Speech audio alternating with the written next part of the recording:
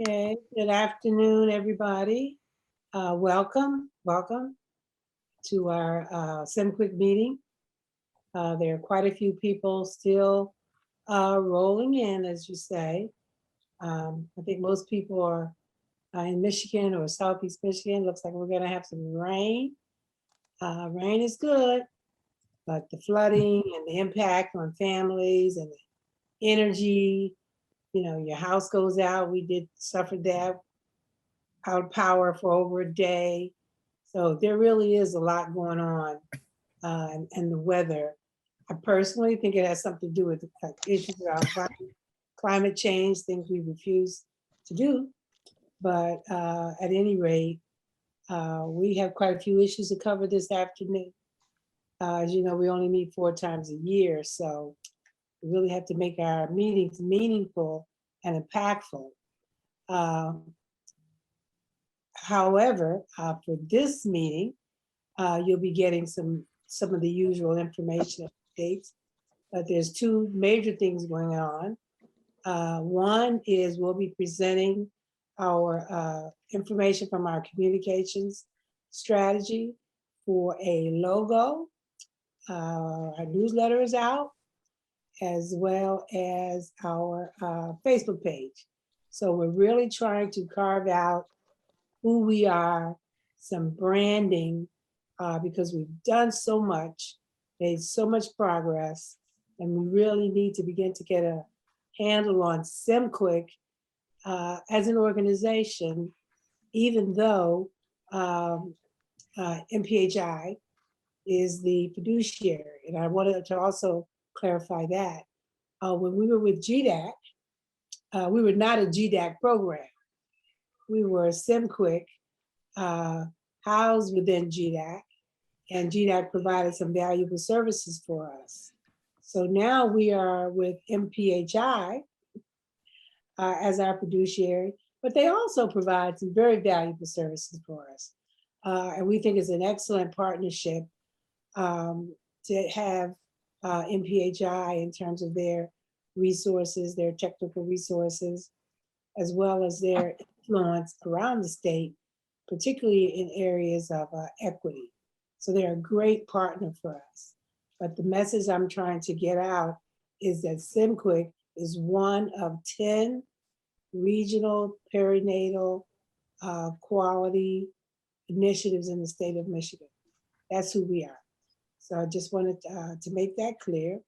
And also to inform you that MPHI has hired a person to oversee what was used to be called GDAC, but now is the Detroit office of MPHI, focusing on Detroit.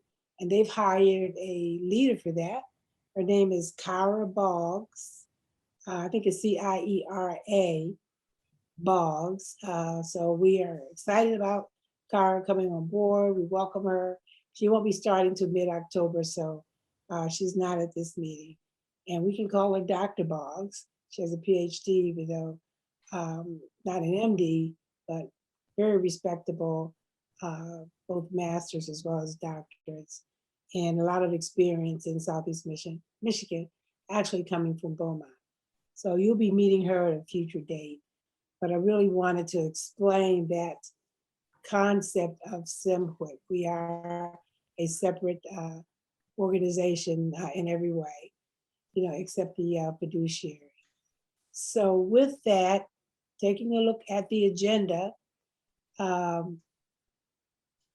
we thought about you, our team. I mentioned communications, some new information there. We have Joy Calloway. You'll be hearing from her. And we know we need to focus on our own mental health. Like they say when you're on a plane, put your own mask on before you try to help other people. So we have to be as strong as we can to do the work that we do. And we know that we are all under stress, some much more than others, because we're so committed to serving in whatever capacity that we serve. So we thought having some time to work on ourselves would be something that we could offer to the SEMPQIC community, as well as, so you'll be hearing from Joy a little bit, and plans for 22, FY22 from Lisa, because we won't be meeting as a coalition again until September, even though there may be some community meetings. Until So, January. We won't be meeting again, thank you, Alethea, until January of 22, even though there will be some community meetings and some meetings related to our grants during that time.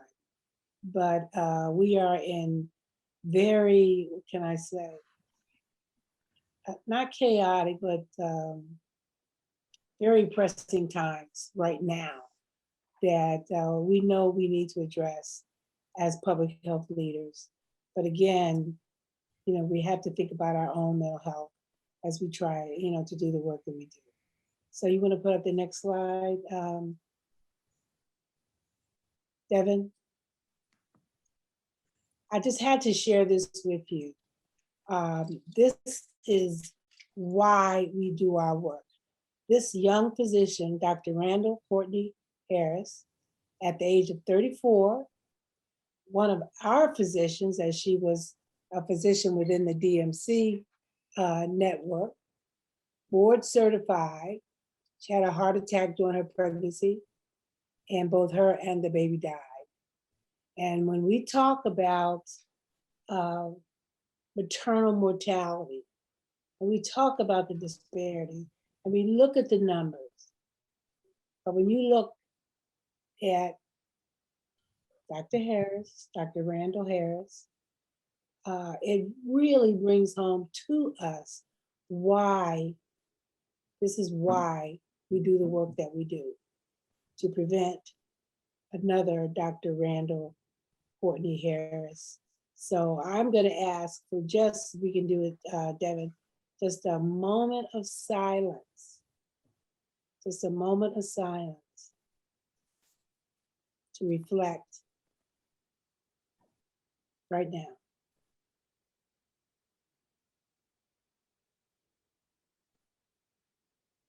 This beautiful young mother and her baby is lost.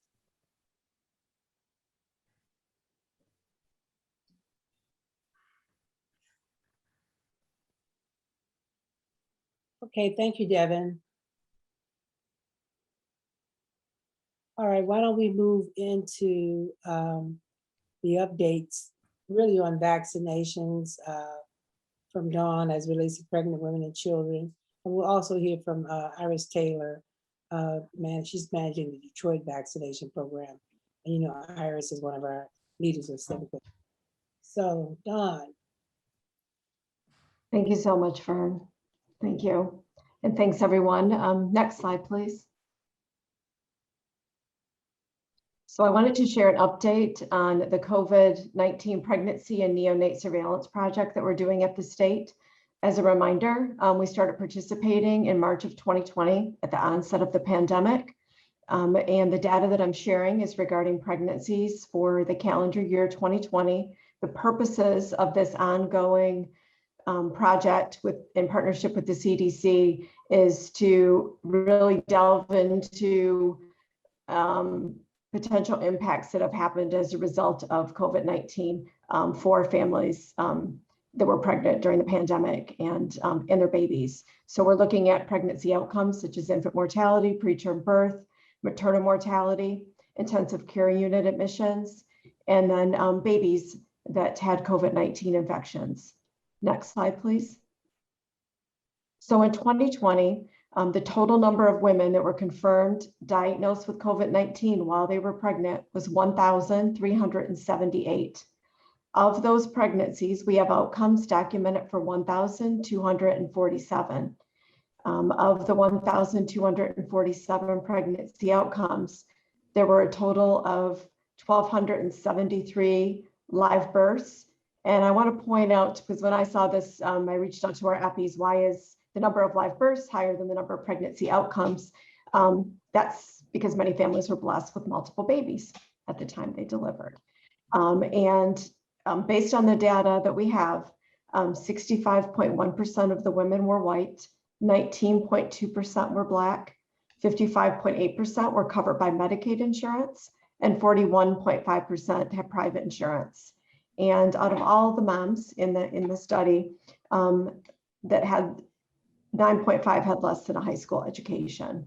And I also want to note that when I shared this data last time, Vern asked for the rates, because those are really important when we're trying to calculate disparity. And I'm still waiting from those from our EPI partners, because as you would gather, they're extremely busy collecting COVID-related data right now.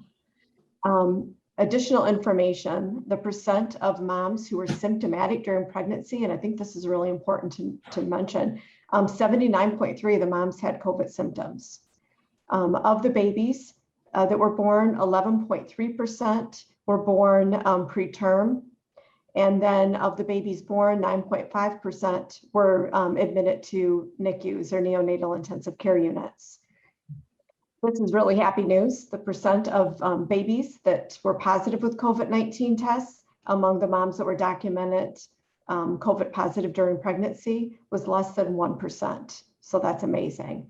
And another really good statistic to share here as well too is the percent of infants born during the calendar year 2020. 45.9% were at least breastfed at least once at initiation. We don't have duration data that I can share, but this is still a good number to celebrate, particularly given the moms, were diagnosed with COVID. Can I ask a question, or maybe somebody could put the answer on chat if you don't know? If a mother has COVID and delivers, is her baby allowed to stay in her room with her? I think it varies by institution, and it varies by where we're at currently in the state with COVID cases and how sick mom is. So anyone who's on the hospital or on our meeting today from hospitals, if you would answer Vern's question, I think that would be really, really helpful. We found that if a mom is really sick, obviously, and can't care for her baby, then the babies are moved to a NICU. If mom's doing okay and is able to care for her baby, what we've heard pretty much throughout the whole state is that masking occurs, and the mom's still able to care for her baby. And that way there's the bonding and the skin to skin and breastfeeding and everything else, as long as mom's well enough. But we have heard in the beginning of the pandemic, I think that was quite a bit different. I think it caught everyone off guard and there was a lot of unknowns. But again, if you work at a hospital and if you could put that in, I think that would be awesome. Okay, thanks. That was a question that I had. Next slide, please. So I wanted to highlight some of the data that's available on our Michigan There's COVID. another, sorry, Dawn, but there's another question as to whether the breastfed babies refers only to the COVID moms, or is this percent for all babies born, whether the mom has COVID or not? Dr. Holtrip, if you can say what your question is. Yeah, so I'm a little confused whether these data that are being presented, is this for all babies born, or is this just for the babies born to COVID positive moms? And I think that relates to Lisa Hahn's question previously too, where she says, is it what's the COVID preterm birth rate was 11.3. How does that compare to persons without COVID? I am not sure I understand what data set is being presented. So the data set that's being presented is for the moms that are part of the COVID-19 cohort. So moms who were diagnosed COVID positive and were pregnant in 2020. So the 45.9% that you saw for breastfeeding, these are for babies that were born to moms who were COVID positive at some point in time during their pregnancy. To answer Lisa's question regarding preterm birth rate in comparison to the state, I'm going to reach out to our EPIs because in comparison to the state, it's comparable, but I'm not certain of the locations where the moms resided. So I think you'd want to compare that to the geographic areas where most of the moms reside. So if most of the moms, hypothetically, were from Southeast Michigan, we would want to compare it to the Southeast Michigan data. If they were balanced statewide, then so I'll make a note of that, Lisa, and I'll get that information for you. Yeah, thank you. I was just wondering if it was higher or lower if they had COVID.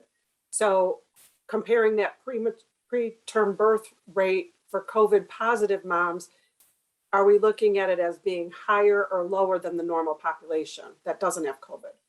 Right, and I think I'd have to, like I said, find out on the geographic location where the moms lived and find out the race and ethnicity of the moms in order to compare. Gotcha. Because I Thank wouldn't you, want to Bonnie. make a false, you're welcome, false comparison. Yeah, someone did answer, Tedra, thank you, from Beaumont, that their babies stay with the mom, but if the mom is symptomatic, the baby is admitted to NICU. Thank you so much for that response. Appreciate it. So I want to share just a few slides that highlight some additional data that I think is really important that you can find on our coronavirus website for the state. My slides will be sent out by Devin, and there's a link to the slides. Offhand, if you want to look at these before you receive the slides, it's michigan.gov/COVID vaccine, all one word, and that's where you'll find the data. Or you just go to michigan.gov/coronavirus, and then you can click through to get to the vaccine info. So this slide right here shows the percent of Michigan residents 12 years, so that's really important to note that, 12 years and older, who are fully vaccinated. So right now in our state, from 12 years on up, 57% of the residents are fully vaccinated. And you can break this down by county, by local health department, jurisdiction, region. It can be viewed in multiple different ways to delve further. Next slide, please. Additional important information that I wanted to point out and share with you all. This is COVID vaccination rates for initiation. So one shot, if it's a 2-dose vaccination, in the case of Moderna and Pfizer, and then completion data as well. And its percentage, and it's broken down by race and ethnicity. And you can see in Michigan, our non-Hispanic, Asian, Native Hawaiian, and other Pacific Islander families, and non-Hispanic, American Indian, Alaskan Native families, as well as Hispanic families, for at least for initiation, have the highest percentages. For completion, so fully getting the full series of COVID vaccines or vaccinations, it would be the non-Hispanic American Indian, Alaska Native, and non-Hispanic Asian, Native Hawaiian, and other Pacific Islander. And again, you can look at the data in a variety of different ways. The website's very intuitive. You can break it down by age, which I think is really helpful. I mean, you see here that our highest percentage of individuals in the state that are vaccinated are residents that are 65 and older. And we even have really high vaccination rates, I think, for the 50 and up group. And then as we look, which makes sense, right? As the vaccines were approved, it's taken some time for some of the other ages to get vaccination. And to answer Kimberly's question, the data can be found, and I'll put it in the chat as well, but michigan.gov/COVID vaccine. Next slide, please. And I think this is a little gem here too that I wanted to point out as to how to find it. So if you go to our same website and you look under COVID vaccination for ethnicity and race coverage by county. So you look over here to the left, you can click on, and this is the one that I opened. You can see my cursor, I hope. So ethnicity by county, and you click and open and you get a file. And the files are kept up to date. I mean, within the, usually, you know, they're only a day or two old for the most part, but you can see broken down by race, ethnicity, age, county of residence. You can see the percentages of residents that have initiated or fully completed their vaccinations. Wow, that's a lot of information. That's good. It is, and definitely if you're, you know, wanting to assist and you work in a local health department, obviously that's extremely valuable information. But kind of those who work at community-based organization or other entities serving families, if you want to really tailor messaging and see where work needs to be done, this data will be very helpful to you all. In addition, I'm going to speed up because I'm past time. I want to point this out to everyone once again, that there's been updated guidance on COVID-19 vaccination for pregnant women by both the CDC and then ACOG and the Society for Maternal Fetal Medicine. It is strongly recommended for all individuals 12 and up to get vaccinated, and particularly individuals who are pregnant, breastfeeding, or might become pregnant in the future to get vaccinated, because studies have shown that pregnant individuals are more likely to become severely ill with COVID-19. And that relates back to that slide that I showed you a few minutes ago, where it showed the percentage of women well in the upper 70s that were symptomatic while they had COVID. As we've talked about in the past, when you're pregnant, your body's immune response is different. Your body's being taxed by the fact that you're carrying a baby. And so it's really, really important to protect yourself and protect your baby or babies in the case of multiples. Next slide, please. This is the latest announcement. It's changing day by day. This was as of Sunday evening. The Food and Drug Administration voted in a special advisory to recommend COVID booster shots for individuals who are 65 and older, individuals who are high risk of severe illness, as well as individuals who have high risk of occupational exposure. And that includes individuals who work in a clinic setting. It includes teachers. So stay tuned for more information to be released very soon as to what that expectation is. I also want to point out that information today was just released on the Johnson & Johnson vaccination and the need for a recommendation for a second shot as well too. Next slide. I want to highlight that Brenda Jagaday and our excellent minority health section at the department and our Ready Office, Race, Equity, Diversity, Inclusion released Color Me Healthy, Moving Health Equity Forward, our annual report. It includes a great graphic, a lot of great data. I'd recommend that you all share that with your networks and delve into it. It's really, really great information. Next slide. Just another save the date. We hope to have the summit, fingers crossed, in person next summer in June. And then any of you who were previously registered and attended the summit, I strongly encourage you to go back and view the recorded sessions.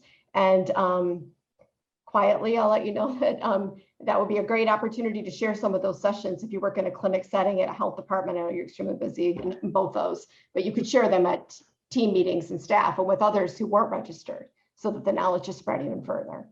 Next slide. And just sign up for our next meeting, our Mother Infant Health and Equity Collaborative meeting. I think we're going to have some great data to share there as well too. Next slide. And as always, and I'll answer the question from Andrea in a moment, but as always, I welcome anyone to reach out to me. There's my email. If you know me, you know that I'm responsive. And to the question about toxic, a Black mother's story being removed from the MDHHS website, we were contacted by Marcia Dimes and asked to remove it because apparently we were violating, even though we were initially approved to post it. And I think Carol's probably on the meeting today, but we were asked to take it down. So that's why it was removed. So I apologize to anyone who was shocked when you went to find it. So with that, I'm going to turn it over to Dr. Taylor to share updates. Thank you, Dawn. Thank you, Don. Just to do a quick update with vaccinations for the city of Detroit. Next slide, Devin. This indicates where our coverage is as of this past Friday. You see the highest group that's vaccinated fully is the ages 65 to 74. But for the city of Detroit in total, we're at 43.9%. Next slide, Devin. The coverage by race, ethnicity, as you see here in this slide, it has been consistent moving forward. Has not been very much change between the races. Next slide, Devin. The listed by districts are not necessarily zip codes as we talk about the city of Detroit, but here's those who have had at least one dose, the highest said 50%. You see that's like going downriver towards the boot. I think a lot of that has been towards the efforts that we've had to be sure that undocumented individuals and the like have access to vaccinations. And so there's been a big push in that area, and you see that represented in the number of individuals who have taken advantage of access to the vaccines. Next slide, Devin. And this is fully vaccinated, the same thing. District 5, has a lot of senior citizen residents, and we've really concentrated in that area as well. Next slide, Devin. We have a value to be sure that in the city of Detroit that we are providing equitable access across the entire city. We have engaged in over 2,900 vaccine clinics that have been organized by the city of Detroit. And as you see, they are all over the city of Detroit. Next slide. And in terms of intensity, we had a high intensity between February and June. It started to taper off, and that continues to be the case in terms of overall vaccine hesitancy and those who wish to take advantage of the equitable access that we are providing. In terms of strategies, we are everywhere. We have home visiting, and home visiting is not restricted just to those who have restrictions outside of the home or the ability to be mobile outside of the home. We will come to do a home visit to anyone that desires to do so. They can simply call, and we'll make an appointment and come out. If you have other family members who wish to join you, as I say, and have a small house party for vaccinations, we will come and we will vaccinate you and your entire family. We have 6 sites that you'll see on the city websites that are permanent clinic operations between the hours of 9 a.m. and 7 p.m. We have weekend clinics, what we call pop-up one-time clinics, and a multitude of special events, including 2 mobile units that are out in the community providing vaccinations. We are doing the 3rd dose for those who are immune compromised, being that someone who has cancer, even someone who has had a transplant or on high doses of steroids, as well as those individuals who are taking medications that may compromise your immune system, particularly those who are taking a lot of rheumatoid arthritis or other arthritic kind of medications, don't realize that they have a negative impact on your immune system. And we encourage them as well to come and get the 3rd shot. As far as the booster shot is concerned, we're waiting for the CDC to conclude on Wednesday and Thursday their final recommendations for an immunization schedule. And at that point in time, then we'll have further information about the booster shot itself. We are prepared to offer it at all of our outreach sites moving forward, and are encouraging individuals, whether it's your 1st dose, your 2nd dose, 3rd dose, or upcoming booster shot, that we're available to provide vaccines for you in a variety of places across the city of Detroit. And Vern, that is the last of my slides. Well, thank you. It's apparent to me now that access is not the issue, at least access in terms of availability, that there are other issues that we really need to work with in terms of behavior, knowledge, and information as we continue with the access that the city has offered. So thanks a lot, Iris. Moving on, we're a little bit behind, but I think we got this covered. We have invited Amy Zagman, who's the Executive Director of the Michigan Council for Maternal and Child Health, to give us a brief update on the status of certain important issues as it relates to advocacy here in Michigan. Hi, everyone. Thanks for the introduction, Vern. I don't have any slides to share. Pretty fluid situation in Lansing with regard to the state budget. So I'll do my best to give you some predictions, but in half an hour. There'll actually be a conference committee on Senate Bill 82, which is the fiscal year 22 state budget that starts October 1st. It's one big bill that includes all of the departments except for K-12 schools. K-12 schools, the budget was already settled about 6 weeks ago so that schools would know what their funding was. But the remaining budgets will be in Senate Bill 82. We should know a lot more this afternoon, but based on information that I've seen so far, there's no cuts to, I think, anything that we would classify as maternal and child health, continuation of things that the governor had proposed in the current fiscal year budget called Healthy Moms, Healthy Babies. So continuation of the funding for the Medicaid postpartum extension. We should see that. We'll also see hopefully the next phase of the Healthy Moms, Healthy Babies and the proposal to enhance home visiting services for families with substance use.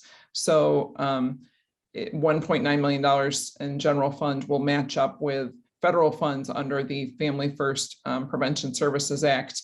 And the department's already been hard at work sort of planning on how those dollars will be best utilized and trying to get more home visiting services, more outreach to families who in the past, I think, have been really hard to engage in home visiting, but probably really good candidates for home visiting and hopefully being able to keep those families intact. So I, again, hesitate because I haven't seen the actual budget documents. Nobody will be able to see them probably till 2 o'clock to tell you with great certainty all of what's included. But I'm going to give you the bill number, and any of you who really like to dig into bill analyses and that kind of thing, you can go on the legislature's website and do that at your leisure. The plan is for that to come out of conference committee today, and I would expect both the House and the Senate to pass it tomorrow. So that will leave the governor plenty of time for her final review and her signature, and we don't create, a budget crisis going up to the September 30, October 1 deadline. The other thing I'll mention that I think is most relevant right now is the fact that as soon as the state budget is settled, really there's negotiations are going to continue between the legislature and the governor's office around a lot of the federal funding that remains unspent in Michigan. So there's a huge chunk of federal funding that's come in under COVID relief that still has not been allocated in Michigan. So those negotiations are happening. The governor's put forward a series of proposals, and the most recent one last week was around health. She made recommendations primarily around health infrastructure. So if you think of this money as being one time, you sort of have to think about it going towards things that either will get started or be able to be finished, something like a psychiatric hospital, which is one of the things she proposed. And there's funding around mental health, there's funding around infrastructure like actual bricks and mortar, and then there's funding around supporting local public health. And I think though that proposal is being digested by the legislature, I think there's likely to be great agreement around the mental health pieces. There's a lot of awareness, a lot of conversation among the legislators around mental health. I think there's also some likely to be some agreement around the infrastructure pieces.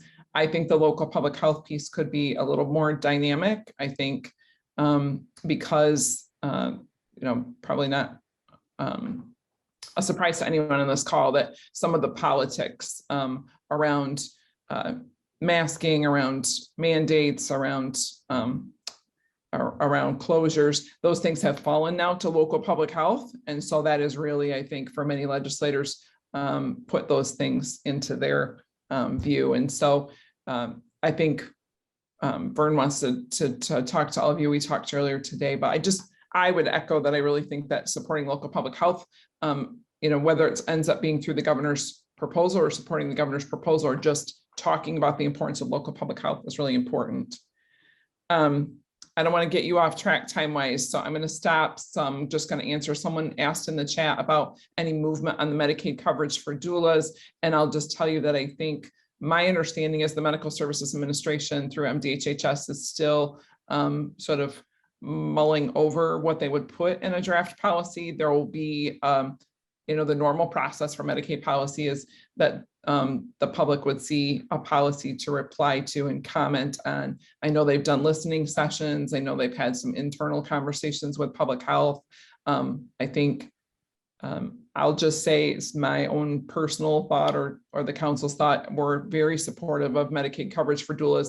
I think the administration is struggling, and I say MSA is struggling with how to cover doulas because they're not licensed, and really to think about utilizing doulas, you don't want them to be supervised by an otherwise licensed health professional, and those are two things that Medicaid really struggles with. So that is their normal, and so I think they're just really trying to think about how to put forward a proposal that embraces the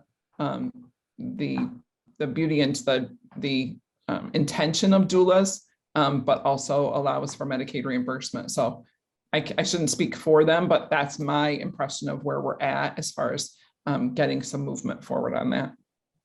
I'm going to put that bill number in that I mentioned, the legislature's website, and also if any of you are looking to receive this kind of information regularly, I think I've probably said it too many times before, but we put out a weekly e-newsletter. Anyone is welcome to it.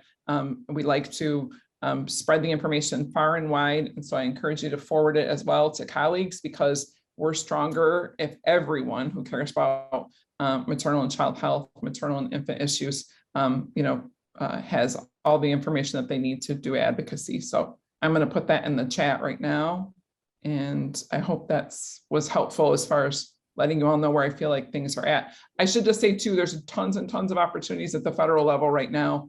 Lots of conversation going on in the big proposal that the president put forward and the House and Senate are working on now around a final COVID relief infrastructure package. Lots of things are included in there around advancing parts of the Momnibus package. And if you're not familiar with that, if you just Google the word Momnibus, you'll see lots of bills have been introduced really around trying to address racial inequities in our maternal and infant health. So great opportunities, I think, on the federal front as well. And I know we don't have time to get into that, but I would encourage you to be informed and work on advocacy from that perspective too. Thank you. Well, thank you, Amy. We really appreciate that. So in our team meetings, we have been talking about our role as an advocate, advocating for the things that we know are important for maternal child health. And so we've thought about the fact that we should make some type of a statement because local public health really is under fire right now. And we have suffered we have suffered within this current epidemic because we got into this and the infrastructure for public health had been so decimated that it wasn't there and able to respond the way that it should have. And there are definite specific attacks locally around the state on public health departments and public health officers. Right now, there's quite a few vacancies, those that have retired or resigned because of the pressure of just doing their job. I think it's the health officer in Kent County that's really been threatened because he supports the mask mandate, example for schools. So I believe that as an agency, i.e. Southeast Michigan, that we need to make a statement and we need to be heard. And I would suggest or propose or state, however you want to say that we believe that we support local public health because of their role in health, wellness, and also maternal and infant health. And so we support a strong infrastructure for local public health. Don't know who needs to hear that. We can talk about that later, have a little bit of that conversation. So I'm putting that out there. And please, if anybody is opposed to it, send a statement on chat because we don't really have time to go through it, and we'll work on the wording a little bit. We are nonpartisan, but there are certain principles that we believe in, regardless of the political party structure. And that would include supporting Title V. That's the federal dollars that comes to the state for maternal child health, which our own state legislature, if they please, could really tamper with that. And that's the money that goes to local public health for maternal child health programs. So we will be working on, I don't want to call it a position paper, but a statement that we will publicize and share with, follow up with Amy as to where it needs to be targeted. So I'm making that proposal. It's time for, as they say, it's time for all good people to be heard. And certainly our role in the work that we're doing, we know the value, of resources. We believe the science, but we also believe in community involvement. And we do the work on the ground. So we're losing people in public health in droves. At another meeting, we can talk about the entire healthcare workforce and what has happened and where. It's part of what we ought to be talking about too. But at this time, I'm just making that proposal, and I would appreciate any comments that anyone is interested in making in chat, or if any other one of our SEMPQIC leaders wants to add or make a comment, or leave it, or Iris. If not, we got it. Thank you. Moving on, Dana Harvey, our communications consultant and president of Verve 360 Media. You want to give us a quick update on the great things we're doing in communications? Absolutely. Good afternoon, everybody. Again, I'm Dana Harvey, president of Verve 360 Media, and serving as a communications lead for SEMPQIC. Been working very closely with the team to make sure that the work that the organization is doing is widely recognized. It's beyond the mission. It is actually the impact. That includes, the organization as well as the coalition members. So just wanted to share a few things that we're working on, just so you have an idea of what to look forward to in the future. We are beginning the branding for the organization and working internally to identify, what that look and feel will be like. So we've got this concept that we're working with, and we've got a few more tweaks left to do, but in general, this is the foundation of what we would like to see presented when we speak to and present SEMPQIC.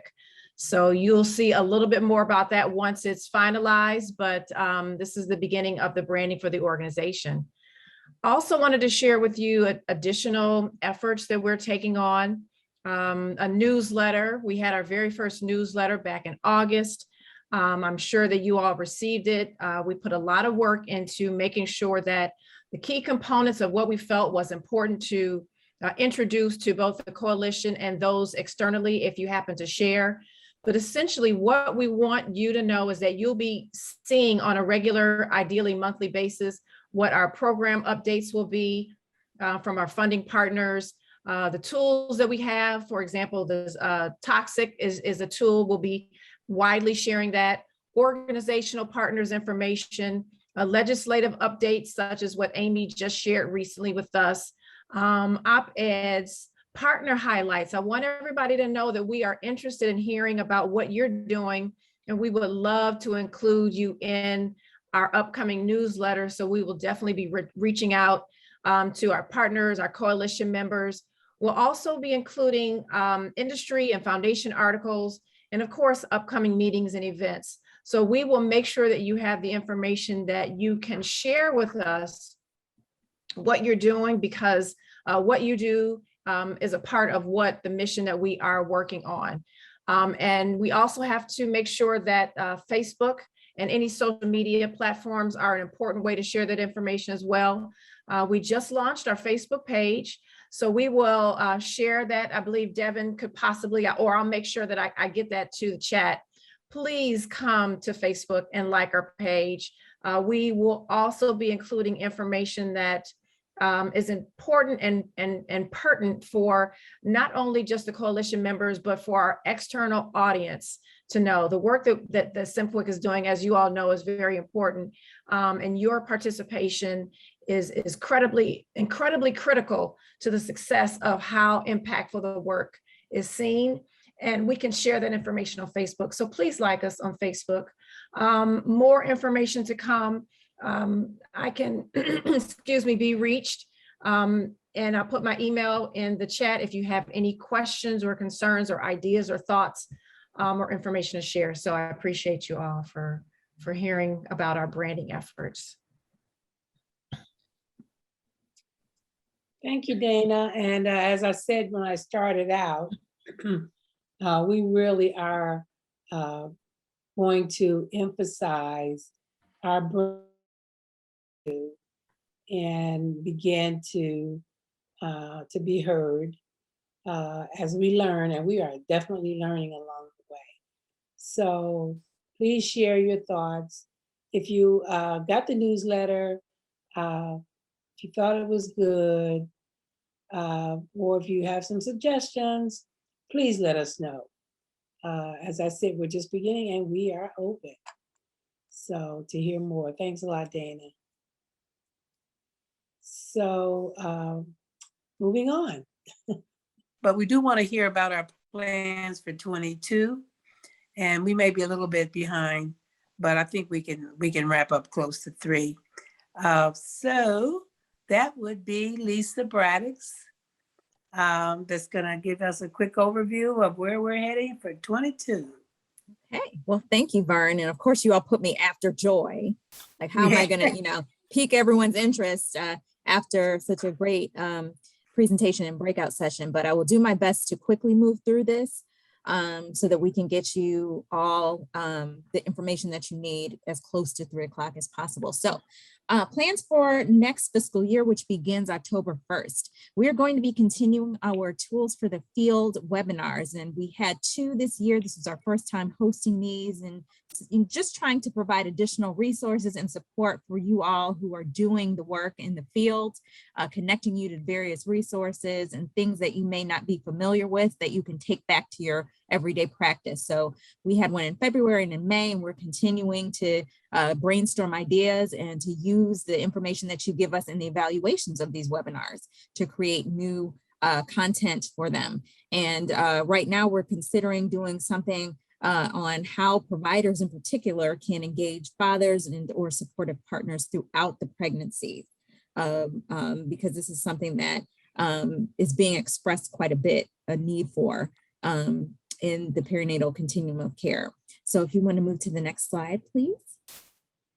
We're also going to be continuing our SEMPQIC reading circle. So this was something that we started in the end of 2020. We began by reading 1619 project. The leadership group did and expanded it to the Roots of Health Inequity curriculum from NACCHO.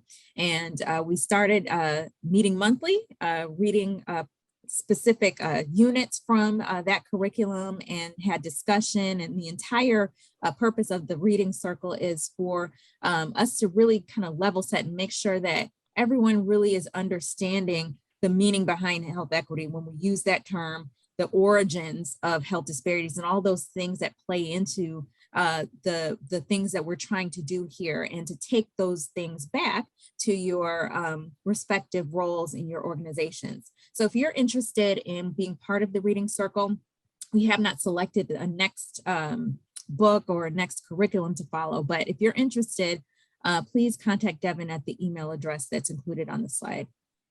Move to the next one.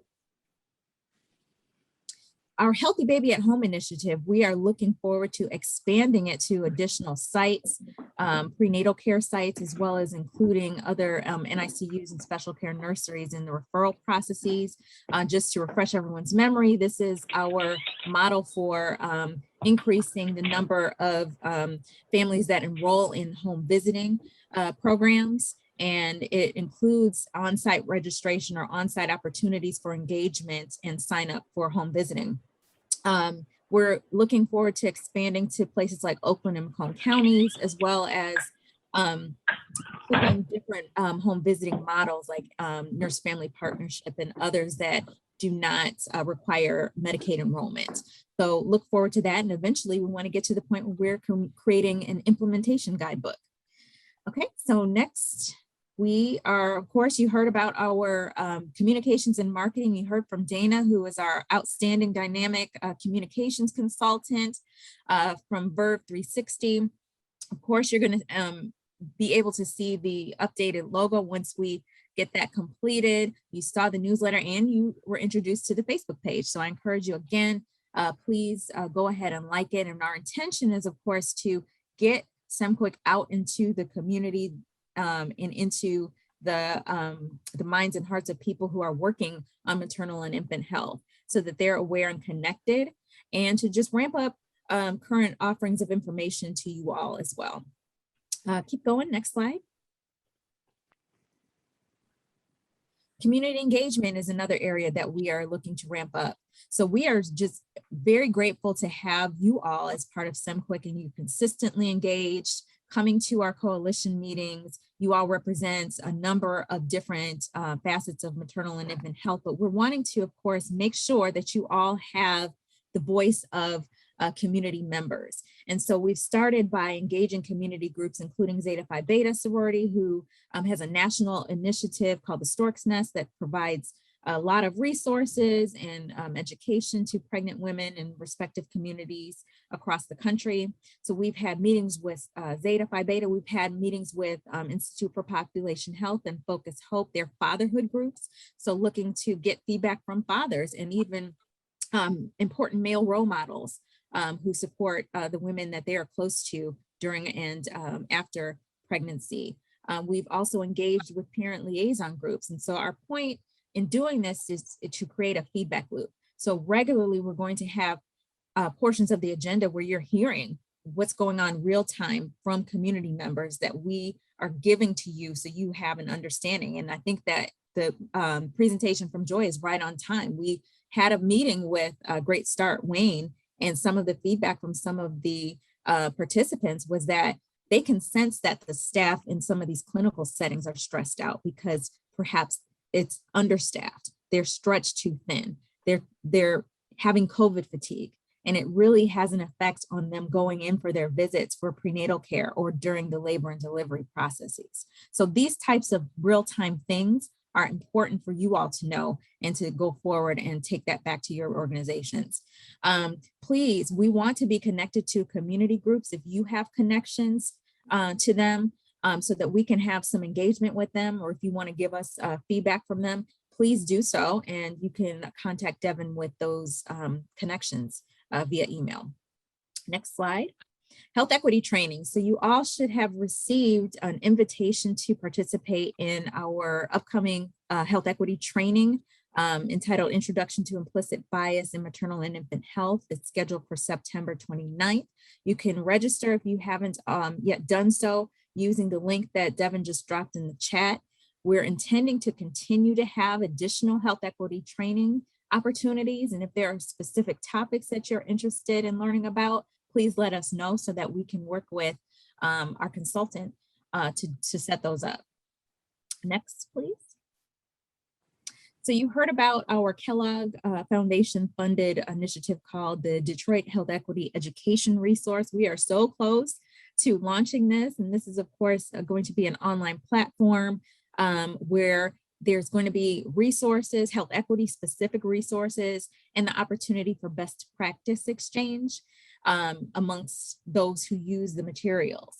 And so this is going to be hopefully the go-to place for health equity resources and, that repository and the place where people can connect and share their experiences in using these particular resources in their organizations. Of course, we are close to launching the site. We are completing the details for a health equity dashboard that is specific to the Detroit area that will be on the site. And thank you for those who are serving on the advisory committee and reviewing the resources. All of those things are underway, and we're looking forward to a quick launch, hopefully very soon. Next. Just a quick update on our Safer Childbirth Cities initiative funded by the Merck for Mothers program. Of course, this is focused on maternal mortality and reducing those numbers here in Detroit. We have had a storyteller training because that's an integral part of the work that we're doing. We're wanting to elevate those stories of women in Detroit. And we have also considered including fathers. So I think that that's something that is exciting. Just hearing those different perspectives about the pregnancy and birth processes that are happening here locally. So we have had the one training. We're going to be continuing to have some additional trainings, and we're beginning recruiting storytellers to train so that we can include their stories. Next. Strategic planning. I think this is my last slide. So we're interested in really solidifying the future direction of SEMPQIC. And we are intending to embark upon a strategic planning session and process in November of 2021. So stay tuned for a little bit more information on that. And I think that's it. Well, thank you, Lisa. You went over a lot of material in a few minutes, but I think you really covered it. So we're looking forward to a very busy but exciting and productive year next year. Or 21, 22. So let me close by thanking everybody for coming, and those of you that were able to stay and hang in there until a little bit after 3. Just want to reemphasize that I want you to complete your evaluation. You already have that evaluation of the meeting. I want to reemphasize the equity training. We still have space available that's scheduled for September 29th. I noticed that, I think it was Ernestine, somebody put on the chat about the Focus Hope Father's baby shower.